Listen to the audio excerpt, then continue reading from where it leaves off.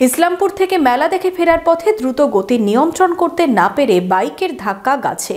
ঘটনাস্থলেই মৃত্যু যুবকের, গুরুতর আহত আরও এক যুবক। শুক্রবার রাতে রানীতলা থানার হাসানপুরে ঘটে দুর্ঘটনা।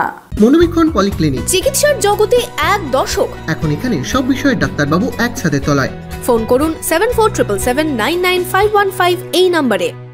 মেলা দেখে ফেরার পথে গভীর রাতে রানীতলার হাসানপুরে বাইক দুর্ঘটনায় মৃত্যু হলো এক যুবকের, গুরুতর আহত আরও এক যুবক। জানা গেছে, শুক্রবার সন্ধ্যায় রানীতলা থানার হরিরামপুরের বেশ কয়েকজন যুবক ইসলামপুরের হারুডাঙ্গা এলাকায় মেলা দেখতে গিয়েছিলেন। সেখান থেকে বাইকে ফেরার পথে দ্রুতগতির বাইক নিয়ন্ত্রণ হারিয়ে রাস্তার পাশে গাছে ধাক্কা মারে। এতেই গাড়িতে থাকা দুজন গুরুতর আহত হন। তাদের উদ্ধার করে মুর্শিদাবাদ মেডিকেল কলেজে নিয়ে আসা হলে চিকিৎসকেরা মেহবুব হাসানকে মৃত বলে ঘোষণা করেন। গুরুতর আহত অবস্থায় সেখানেই চিকিৎসাধীন আর এক যুবক। মেলা থেকে বেরিয়ে আসছিলাম একসঙ্গে, গাড়ি ওদের হাই স্পিডে ছিল, ব্যাকে টার্নিং ঘোরাতে পারেনি, ডাইরেক্ট গাছে যেয়ে মেরেছে। কোথায় সেটা? সেটা হোসেননগর, হাসানপুর। কোথায় মেলা দেখতে গেছে? হারুডাঙ্গা। কত দূর তোমাদের গ্রাম থেকে? 20-25 হবে। বাইক দ্রুত গতিতে থাকায় দুর্ঘটনা বলে দাবি পরিবারের।